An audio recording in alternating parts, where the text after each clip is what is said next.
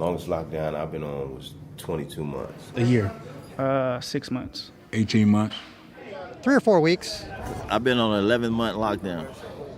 I got big, too. 10 months. The longest lockdown I was on was 1 year. As a new folks, we was in going on lockdown for like 18 months. Hey over there, Earlonne. What's up, Naj? How's it going all the way over there, 6 feet away? Well, clearly I've been better. Yep, America has too. Right now, America and the world is grappling with this coronavirus, this COVID-19. Yes, they are. So, we're recording this on Monday, March 16th, 2020. And this morning, I could have gone into San Quentin. But as a team, we decided that it wasn't a good idea. Right. I mean, as far as I know, I'm not sick. Yeah, I mean, I get you. You know, you didn't want to take the chance to bring any germs inside. No. Which is very smart. So because of that, I didn't go in.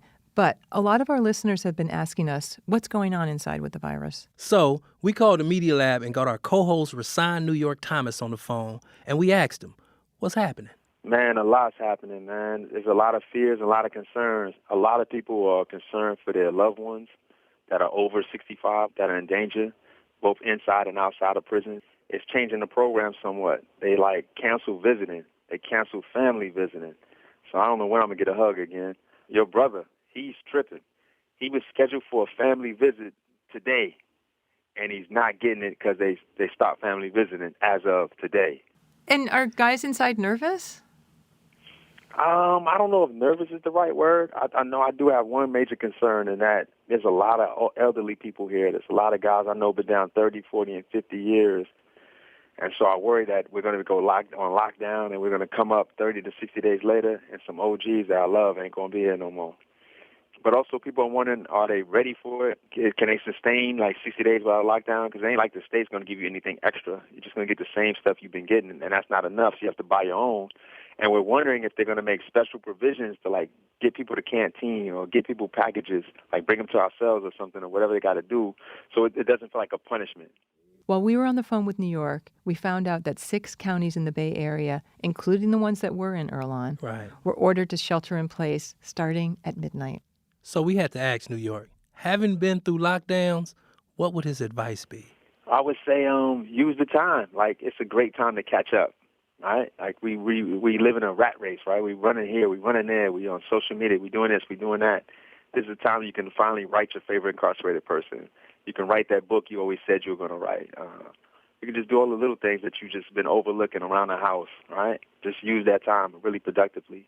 And don't panic. God is the greatest. It's going to be all right. Hey, you know the cold part? What's that? I'm free and they finna put me on lockdown out here. I'm tripping on that. Hey, dog, we finna go on lockdown. Hey, guess what Earlonne bought when he went to the store? It's the same thing I bought, I'm guessing. What's that? I got 5 cases of Top Ramen. Hey, trust me, I got what I know that's gonna work. Man. Oh, man. And can we make sure, as long as you can, that you check in with me and Earlonne so we know what's going on? Yep. The day I don't call is the day we went on lockdown. We also wanted to know what the plans were for California prisons, so we called up Lieutenant Robinson. Hello. Sad not to see you in person today. I know, Nige. This is so informal. Definitely. I guess this is the new norm now. At least temporarily, it's the new norm. It's a new perspective for all of us. I think maybe except for incarcerated people, huh? Definitely, man. We prepared for this lockdown. So what is the CDCR doing now to deal with this? But what we're doing is we're implementing best practices. Mm-hmm. The first step is making sure people are aware of what it is, how to best maintain their own hygiene, and be cognizant about the things that can possibly lead you to being susceptible to contracting something. In addition to kind of dialing down some things such as visiting, and I think that's the only thing that we've done thus far right now is visiting, and monitoring our population, doing screenings, and to include screening our staff. Anyone that enters inside the prison is being screened. There's a battery of questions that each of our staff, or anyone going to the prison, has to answer. And what are you anticipating what's going to be happening in the next couple of weeks, do you think? At this point, this is uncharted territory for everybody, so I don't know if we really can anticipate, right? Yeah. We had an episode all ready to go this week. Sure But did. then the Ear Hustle team got to talking about how a lot of folks are about to experience what many incarcerated people are familiar with, a lockdown. And back at the beginning of season 3, we did a whole episode about just that. It was back when I was still a resident of San Quentin. Yes, yes. And everyone had just come off of a lockdown. So we want to replay that episode because we think that people are going to relate to it in a new way now. So, Erlon, let's give our language warning. The following podcast contain language and some disturbing content that might not be appropriate for all listeners. And there's also some gross stuff. Discretion is advised. You're now tuned in to San Quentin's Ear Hustle from PRX's Radiotopia. I'm Erlon Woods. I've been incarcerated for 21 years, and I'm currently housed here at San Quentin State Prison in California. I'm Nigel Poor, a visual artist and now podcaster. I've been working with the guys here at San Quentin for about 7 years. Say what? Yep, You 7 got years. 7 in? I got 7 in. Ooh-wee. And together, we're going to take you inside.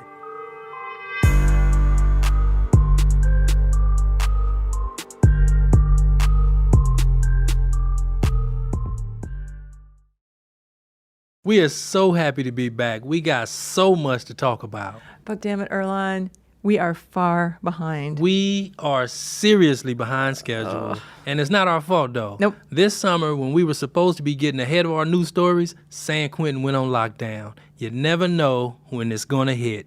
But lockdowns do happen, even here in sunny San Quentin. Lockdowns happen when the administration deems there's a credible threat to the safety and security of the institution, like when keys go missing.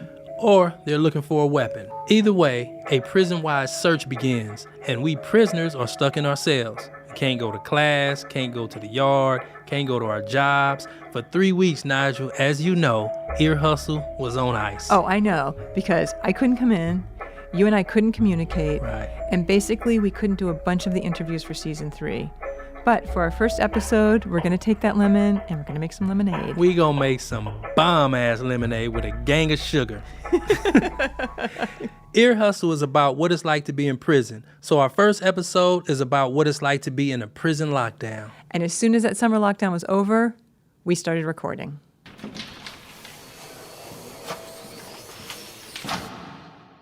I love graham crackers, banana, and peanut butter and jelly sandwiches. That's Michael me, what Williams. I like to And do like a lot of is I'll other save guys, man, they really talked about food during the lockdown. I mean, a lot. Well, you know, one day you may get graham crackers. So you got to hold on to the graham crackers. Then the next day you'll get a banana. So you save that. And then when you get your peanut butter and jelly, you can make a graham cracker, peanut butter, and banana sandwich, jelly sandwich. And those are the best sandwiches. I think he might be right. Really? Is that your favorite sandwich? No, that's like the easiest go-to sandwich. You know, if my favorite sandwiches, when I got a chance to, is just put the bologna, lettuce, cheese, mayonnaise, mustard, pickle. Oh, pickles, yeah. We don't get all that shit at the same time. You got to put that shit together. What about the chips? What about putting chips in there? Well, yeah, if you got it. I do put chips in some of my sandwiches, but it got to be the right chip, not all. In any case, food is what gets you through the day. And most guys are really careful about how and when they eat the meals that's brought to them during lockdown. Lunch is delivered in the morning with breakfast, and I asked this one cat named Jay, who was sitting with his friends, about his strategy of saving his lunch for later. Okay, I'm gonna mix the vegetables with the main course. I'm gonna put half of it in the bowl to eat that later with the lunch. You know what I'm saying? You know, and the stuff that you would never eat, like the soggy ass salad. The salad is just like soup. It's just horrible. I mean, it's just a lot of stuff that you wouldn't eat normally. You eating that now. You eating it, and you trying to convince yourself, man, this ain't that bad, and it's horrible. Yeah, I think that's when you really about to lose it, though. You know what I'm saying? When you really about to lose it. Yeah, you know, this shit ain't never been good. You know what I mean? This ain't never been good, and all of a sudden, damn, man, that was kind of good.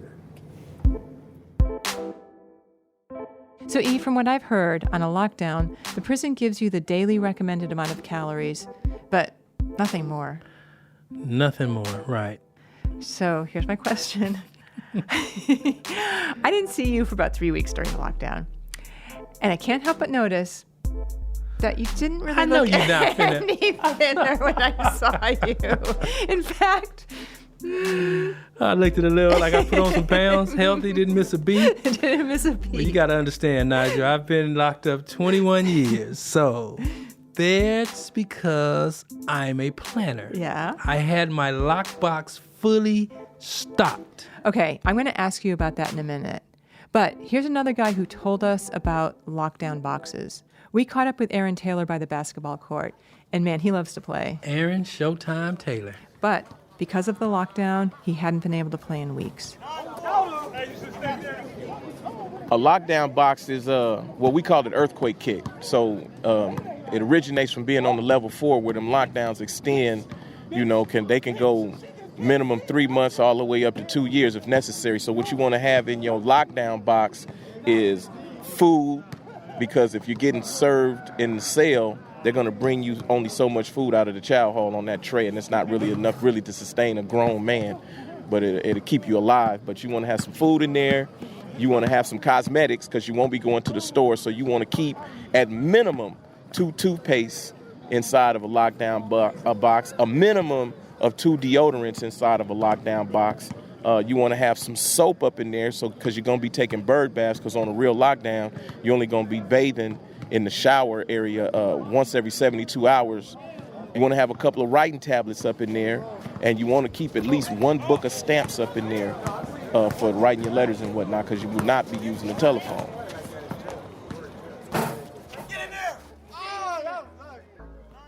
So Aaron mentioned taking bird baths, and I know what that is, but can you explain how it's done? Taking a bird bath, it works just like a bird in a puddle, just shaking around. Just dipping into the water? Same thing. Okay, I can picture that. But instead of a puddle, I use my lockdown box. So that's one of those large plastic storage containers. Exactly. And what I do is I just take it and I dump all that stuff on my bunk. Mm-hmm. I fill it up halfway with water, step into it, and get my lather on. And I take some regular water, clean water, and just pour it over me, and it's over. I'm clean and fresh, smelling good. Nice. Okay, and then when you're done, you put everything back in your lockbox? Then when I'm done, I gotta clean up, wash everything out, and then I put all my food back in my lockbox neatly. Okay, so now I've got to know, what's in your lockbox? All right, so usually I have potato chips, cheese popcorn, golden puffs. I have about 20 bags of rice, some sweet corn. I have cookies, 3 cases of 24 noodles, 24 clams in the sausages, box, gang of oatmeal, 10 roast beef, chocolate peanut clusters. This is that fat boy shit. Famous Amos gang cookies. Of coffee. You gotta have this coffee right here. You need hot sauce. I have salt and pepper, cheese sticks, coffee creamer, sugar, loose mackerels, and salted tuna. Peanut. They used to cost $1. Now they went down to 70 cents. Brisk iced tea, Buddy bars, which is another part of my fat boy diet. Hold on. I got one more thing, man. You see if these tater chips need to be freshened up a little bit. Maybe I need to. No, they're not stale. They good. But I'm gonna have to go and eat them since I opened the bag. They good. They salty as fuck though.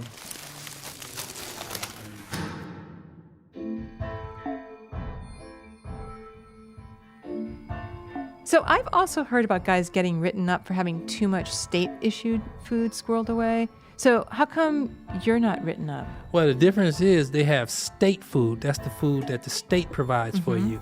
And like your lunch, you have to consume that within 4 hours. But canteen food and packaged food, that's your personal property. Oh, so you can have as much of that as you're able to buy. Well, as long as it fit within 6 cubic feet. Because 6 cubic feet is the limit on personal property. Right. But the problem is, if the lockdown is really long, no matter how strict your eating routine is or how well stocked your lockbox is, you're going to run out of Zoom Zooms and Wham Whams. This is Michael Williams again. So one day I'm sitting there and I'm hungry. So I looked in my bowl, I had some Thousand Island dressing. And I made me a Thousand Island sandwich. And I've told myself, never again will I eat a Thousand Island sandwich. Never again. That was my lowest point of my life, to have to eat a Thousand Island sandwich. Yeah. See, I mean, it seems tasty. Thousand Island. Hey, man, hold up. Thousand Island is the secret sauce for Burger King. Yeah, but just on bread? They put it on a bun. Just Thousand Island got and so much bread. stuff there. No, that is a Yeah. low point. Sorry, that's a low point. I mean, I think just dipping bread in water might be a low point. Okay. I guess you're right. Yeah, there's that been could get worse. It could always bread. get worse. You know, there's been times on lockdowns where I have to call a couple doors down to see if they got some bread, because I got the peanut butter and jelly, I just ain't got no bread. And people actually will share? Well, you got to fish down there to get it, Right. you know. And be like, hey, you guys got some bread down there? And I say, come on down. So fishing is something we talked about in season 2. Right. You send a line out from your cell, somebody pulls it in, they hook something on it, Right. and then you pull it back up. Yep. Could be food, could be a note. Could be anything. But what if nobody on your tier has what you want? Back end fishing. Yes, this was new to me. Fishing on the back end. Hey, Jesse, when was the last time we spoke with you? Last season, I think a couple months back, we talked about my first fishing experience. I learned how to tie a line and catch something from another cell. Last season, Jesse explained the technique of fishing on your tier. So we brought him back to explain how back end fishing is done. And this is kind of the gross part. So don't say we didn't warn you. So there's certain times, right, when you can't fish out the door. So you figure out a different way to talk and fish at the same time. So we take the water out the toilet. So run with us. How do you take the water out the toilet? Yeah, how do you take the water out? Yeah, it's not a laborious process. It's just kind of nasty at first, you know, because you got to get a milk carton, empty milk carton or plastic cup. Then you pull it out and then dump it in your sink. Yeah. You know, and then it goes down the drain, right? But once you get it to where it's low enough, then you got to put your hand inside with the carton in order to pull out as much water as you can. And then you hear, you know, the air running through the pipe. Really? Yeah. And you hope that nobody flushes. Have you done this? So I'm used to this conversation, so I'm gonna let you enjoy your interview. Go. Okay, but I just want to ask you this: you've done this? Yes, I've done it. But he said he put his hand in the toilet. See, so when it get to the level and I can't get no more, I do booty scoots on it, booty suction. You know what I'm saying? No. I just sit on it. You just sit on the toilet and you just go up and down, and it suctions. It stops the air, so the pressure is pushing the water down. But where's the water go? It goes somewhere else. It goes to somewhere else. The problem with that is I couldn't do it because my butt wasn't big enough, you know, to cover the whole toilet seat. You know? So I really couldn't do that part. Wait, can I? Are you waiting? Okay, so Jesse told us about one of his adventures in back-end fishing, and this is the really gross part. I was on the third tier, and I was actually fishing some food with the guy on the second tier. I was trying to get him the food, but one floor is like 12 feet. Right. You know, so I had to make a fish line Yes. out of a sheet. So I cut a sheet and then attached a staple on it. Uh-huh. And then when I flush here, my line has to go past his toilet. Okay. So that when he flushes his line, it'll get entangled on mine. And he can pull my line into his cell. And once he has it in his cell, then we got to take the water out of the toilets again. Oh, my God. You know, and that's where, you know, the shitty part comes in, because your hands are literally going to get feces on it, you know, because you're going to pull in this sheet, right? And it has to be thick because you're going to pull a soup or a Snickers or some rice or some beans, and it has to be thick enough, you know, to withstand the weight and not get cut. I think everybody's going to have this expression that Nigel has right now. She's like, oh. It just silenced like, me. she's like, no breath. Like, oh. I know. Like, how much excrement is on it? And what are you wearing on your hands? A skin. You don't have gloves? You're wearing skin. No. They're not going to give you gloves. God. So you've got someone else's shit all over your hands? Yeah. Okay. Yeah. Okay. All right. It's the first time you fished like this? Like, did it take a lot to talk yourself into doing it? I was hesitant, you know, to put my hand inside the toilet, you know, and just pull something out of it. But necessity, you know, it was one of those things where, like, man, you know, I got to do it. You know, the guy's hungry. He already told me, you know, he needed some food and stuff. And I had it. So it was one of those things where loyalty came before, you know, my own comfort. Yeah. But it was, I even had a hard time eating for like 2-3 days because I didn't think that my hands were clean enough. But I said, you know what?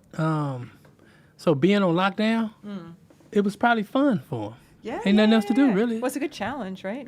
It's a challenge. Yeah, I mean, you always find something fun to do, you know. Fishing gives you a pastime.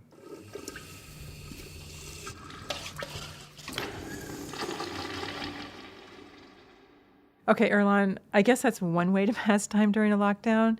But what else can you do? You're stuck in that tiny cell, and it can be for weeks and sometimes months. Yeah, we're stuck there. But like Michael Williams said earlier, they let us out every 72 hours to take a shower, and we take advantage of that shit. They give us 15 minutes to shower, and they would tell us, shower first. Once you get out of the shower, you can run around on the tier and grab books and magazines. And so people would give me Time magazine, People magazines, and I would read every single page. Every page, even the advertisement pages where it talks about medicine and it tells you what will happen if you take this medicine. And if you have this, let your doctor know. And I would just read the whole page. So for you in the magazine, you didn't want to waste any words? No, you can't waste a page. Because if you read it too fast, or if you just read the pages you like, you're going to be bored. You're not going to have nothing to read. So you have to read it page to page.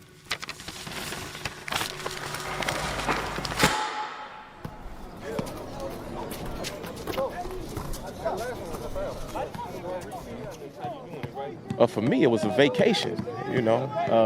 I hate to say it this way, but it could have lasted another month for me. So, you kept up on Young and the Restless? No, I don't watch much TV, but what I did catch up on was Democracy Now! I watched the PBS NewsHour, Washington Week. On Sundays, I was able to get my Sunday morning political on like this, right? 7:30 to 8 o'clock, I watch Face the Nation. At 8 o'clock, I watch George Stephanopoulos. 9 o'clock, I catch the second 30 minutes of Face the Nation. And then later on that in the evening at 5 o'clock on 11.2, I can catch the new dude on there on Meet the Press. And then if I miss that at 5 o'clock, I can catch Meet the Press at 2 o'clock in the morning. But yeah, I get to get all my political shows in. I'm a political junkie.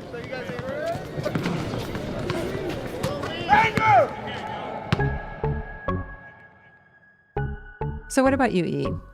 Were you relieved to not have to go to work every day? Did the lockdown give you a chance to catch up on The Young and the Restless? So, the lockdown, I did watch The Young and the Restless. You did? I did. What year did you start watching that? Probably, so that's something you watch when you come to prison. So I'll say start probably in 1988 when I first went. You know, that's where I first got up on soap operas because it just passed the time. How many evil twins have they had in the plot lines? Well, I mean, you have a few. Right now, the plot lines ain't that, you know, sorry about that, Young and the Restless, but y'all got to step y'all shit up. I did get my sleep. I did read a little bit. I did respond to letters. So listener letters? Yes. Nice, I had a lot of time to sit back and respond to a lot of letters. So was there ever a point where you were lying in your bunk and you thought, man, this just sucks? Not 1 minute of it. Not 1 second of it.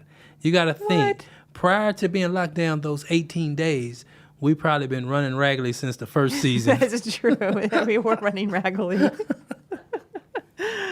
It's not only you, but a lot of guys here at San Quentin are running raggedy. That's because we working hard. We run a tight schedule over here, Nigel.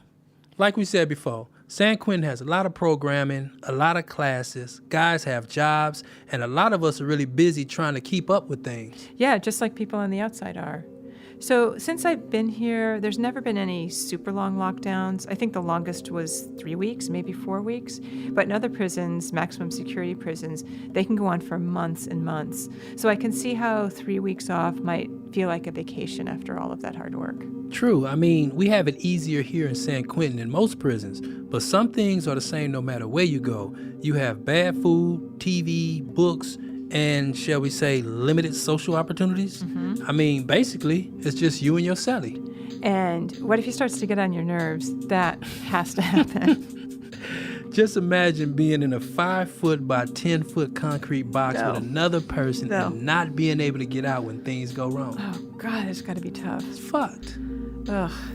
Here's Michael Williams again, and he went through plenty of long lockdowns in other prisons before coming to San Quentin.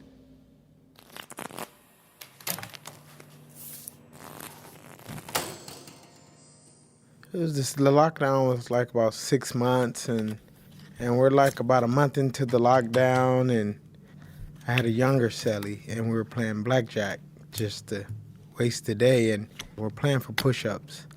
He cheated me and wouldn't give me my push-ups, so I don't know. I felt that since he was so young, to hurt him the most would put him on quiet time.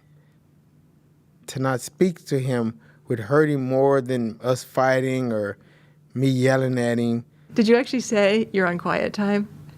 I think I did. I think I did say, you know what, I'm not talking to you. You're on quiet time. And you're in this cell, and the thing is that during lockdowns, you create a program. Like I would get up at 9 o'clock, work out to 11. And once I get through working out, I'll take a bird bath, clean up. So before 9, he gets up and do whatever it is he needs to do. But we stayed to that program, but we just didn't speak. For like 2 weeks, we didn't speak. You know. Yeah. So did you end up, it seemed like you hurt yourself too. You wanted to talk too, did you? Yeah. There's times where we were sitting there and I'm watching news or something, and I want to say, hey, did you see that guy? He's stupid. But then I remember like, oh yeah, I'm mad at him. I'm not talking to him. That's why I was sitting there with my teeth clenched. Every day I'm just sitting there like, oh, I can't talk to this dude. You know. So what broke the silence, finally? We were both into playing Jeopardy. That our thing was we had to beat Alex Trebek. And to beat Alex Trebek, you have to answer 10 questions or more. And that finally broke our silence, our love for Jeopardy.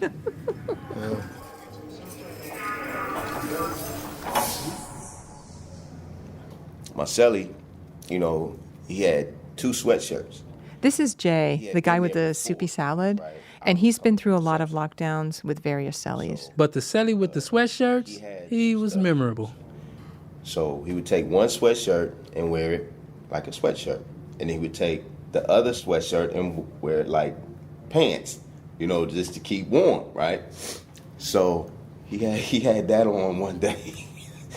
And he had these flip-flops, these shower shoes. And the little piece where your toes go in, it kept coming out. So he kept fixing it the whole day, right? He kept fixing it. So he was standing at the door, and the flip-flop came out again, and he just looked at it, and then he looked up to the ceiling and said, God, please.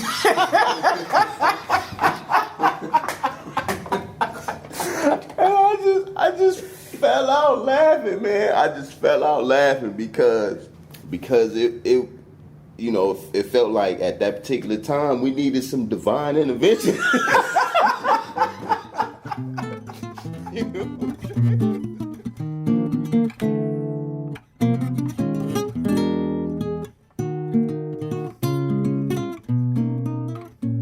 Earlonne, I spend a lot of time with you guys, and I've gotten used to how much you laugh over really hard things.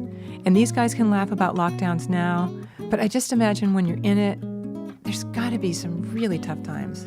Yeah, it can be hella stressful, especially the long ones, and it can really wear on the person's mentals. So, what have you been doing the last couple weeks? Well, we just finished a long lockdown. One of the guys we spoke to after our latest lockdown was Lee Jaspar. Some listeners may remember him for his guitar playing on previous episodes. Shortly before the lockdown, Jaspar got a new cellie. 22-year-old kid. And he was half black and half Hispanic. Very traumatic childhood. His father spent his life in prison. His mother's a dope addict. Just a miserable childhood, right? But the young man's friends asked if he could cell with Jaspar, probably because he's kind of a father figure in here and a safe person to talk to. And when I met him, I invited him into my cell. I said, you can, because he couldn't live anyplace else because he was slightly effeminate, though he doesn't claim to be gay. he's been harassed and he's been abused and he's been assaulted because While of in that. prison because of that? Right. Yeah. Last Thursday before we got off lockdown, he went to bed and he looked real troubled. And I had been talking to him a lot, and I was real supportive of validating him, and so I was helping him with his music and his writing, and he was really becoming very perky and excited, and everybody was saying he was doing so good. And that night he looked really down, and I said to him, "Are you all right?" He goes, "No, I'm okay." And we went to bed, and in the middle of the night, because I've been blessed with an enlarged prostate, I sat up to use the bathroom and the whole edge of my bunk was wet. And I went, "What is this?" And then a drop of something hit me on my leg, and I looked at it and it was blood, and I went like this and I rubbed my nose because I thought maybe I had a nosebleed or something was wrong with me. And there was nothing on my face. And I looked up and the edge of the bunk above me had droplets lining it. And I went, "Oh my God, what is that?" And I jumped up and I turned the light on, and his whole bunk was full of blood. He'd put a tourniquet on his left arm and took 2 razor blades and put them into a toothbrush and just gouged out that whole vein. Right? And I immediately went into action mode. I hollered for the cops, and they came over, and the cop came over and he looked in there and he goes, "Oh shit." And I said, "Yeah, and you better hurry because I don't know how long he's been like that." So they took him out and they saved his life. And now I understand he's back, and they're probably going to bring him back to West Block and put him in an observation cell, which is right in front of the officer's station. And I'm happy about that because I'll get a chance to go over and talk to him and let him know that he's loved and valued, and that someone cares about him, and that if he needs anything, I'm here, still here for him, and I would never abandon him. I just want him to do better. And the sad part of the story is that he's one of thousands, And so that's how I spent my lockdown. And I can't talk about it anymore.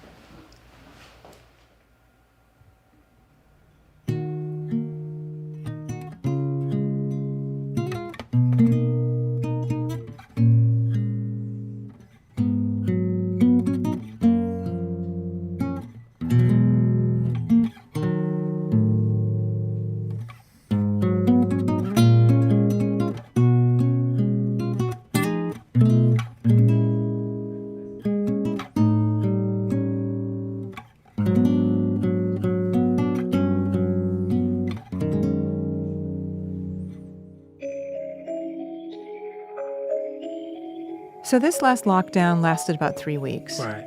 Erlon, do you know if they ever found what they were looking for? You never hear that part. You hear rumors, guys are always talking a gang of shit, but the truth is, we don't know why these lockdowns began, we don't know why they end. Like a lot of things in prison, we have no control.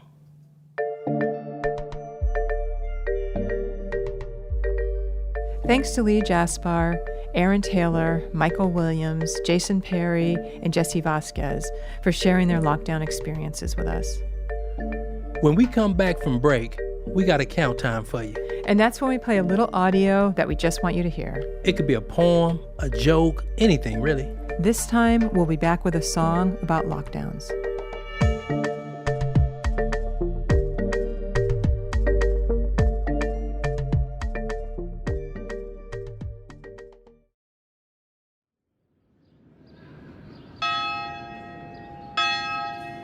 All right, let's go.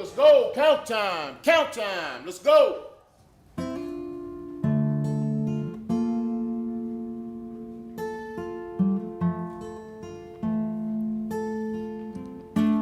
I get tired trying to find my way.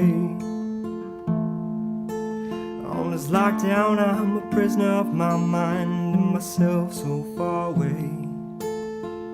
The years drag on so slow that it hurts. I'm sort of sensitized victim of these lies that the system really works. It's sad that the truth behind these words is something they may never know. If they can't see you, then they can't free you, and you remain a ghost. Just keep us locked away into the public eye, everything's alright. But even they would have something to say if they could look inside. 'Cause time stands still in here while the world flies right on by. And not a damn thing changes while the world gets worse and the people wonder why. And I get tired trying to find my way. On this lockdown, I'm a prisoner of my mind and myself so far away. The years drag on so slow that it hurts.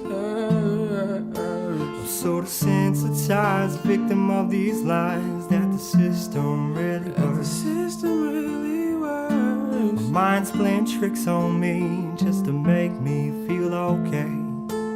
Just to break my heart when reality shows itself to me each day. It hurts so bad some days, like my soul has no escape. But then I grab my guitar and I pick these strings and I sing the pain away. Like I get tired trying to find my way. On this lockdown time, a prisoner of my mind and myself so far away. The years drag on so slowly it hurts. So desensitized, victim of these lies that the system really works.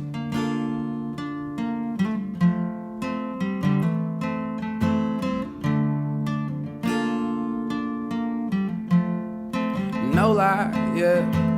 Prisoner of my mind, I've been losing track of time. I've been sitting in this cell for too long, yeah. I see the system was designed to keep us blind and confined, but I won't let them prevail, I'm too strong, no lie. These lockdowns on the compound so cold, got you starving to death cause the mess they serving and nothing is so gross. And you can't go to the store, so once that earthquake hit get low, it's gonna shake up everything. Once everything is gone, do you know what it's like to have no soap and only shower twice a week? Mostly bathing out your sink with no toothpaste to brush your teeth, I swear it's deep. Do you think that's how you treat a human being? I wish the ones that's in control would truly disagree, no lie, cause I get tired trying to find my way. On this lockdown time, a prisoner of my mind and myself so far away. The years drag on so slow that it hurts. So desensitized, victim of these lies that the system really works.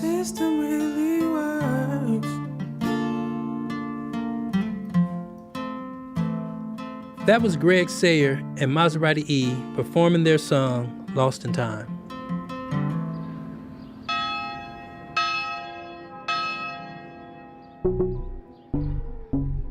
Ear Hustle is produced by myself, Nigel Poor. And me, Erlon Woods. With help from outside producer, Pat Mesiti-Miller, who also comes in to work with our sound design team. This episode was scored with music by Antoine Williams, David Jassy, and Lee Jaspar. Curtis Fox is our story editor. Aaron Wade, our digital producer, and Julie Shapiro is our executive producer for Radiotopia. We want to thank Warden Ron Davis, and as you know, every episode has to be approved by this guy here. I would have never, ever anticipated that Ear Hustle would have to return to our archive and pull up something that we played before. But this time, this is a different time. It's a unprecedented time, and definitely this episode is relevant to everything that's going on in the world today. And so for those of you who are in Ear Hustle land, take care of yourselves, follow all of the precautions that are necessary to help us move forward from this pandemic so we can get back to normal business. And with that, this is Lieutenant Sam Robinson, the Public Information Officer at San Quentin State Prison, and I do approve this episode again. Man, so much has changed since we first put that episode out back in 2018. Yeah, and starting them all, the West Coast Ear Hustle team will all be staying at home. We're on lockdown. Yep, but we'll bring you updates from our co-host New York and the other guys inside as long as that's possible. And we're planning to keep putting out our episodes on a regular basis. Indeed. So next time on Ear Hustle, we're talking about COs, correctional officers. And it's like 80 cops out there. They got their name tags covered up. They got their gloves on. They got towels around their necks. They're out there shadow boxing and stretching. We tell them like, look, man, we already know what time it is. You know what I mean? Take the cuffs off. And we just, let it happen how it happened. The complicated relationships between correctional officers and guys inside. That's next time on Ear Hustle. This podcast was made possible with support from the Chan Zuckerberg Initiative, working to redesign the justice system by building power and opportunity for communities impacted by incarceration. We'll be keeping you posted online. Our website is earhustlesq.com, our Twitter, Instagram, and Facebook, @EarHustleSQ. Ear Hustle is a proud member of Radiotopia from PRX, a collection of the best podcasts around. Hear more at radiotopia.fm. And please know that we are wishing you all well and reminding you to be thankful, have gratitude, and be kind to all the people around you. That goes a long way in a stressful time. No, it definitely do. And I would say this. Contact your nearest formerly incarcerated person if you need some information about a lockdown. Seriously. They know how to make it in a rough time. Ingenuity. I'm Nigel Poor. And I'm Earlonne Woods. Thanks for listening. How many things could you fish in 8 hours? Like how many passes? I'm not sure how many passes we actually did, but I managed to get a whole case of soup, which is 24 chicken soups, right? 5 bags of rice, 5 bags of beans, 2 Snickers, a bag of oatmeal cookies, and a bag of chocolate chip cookies. Radiotopia. From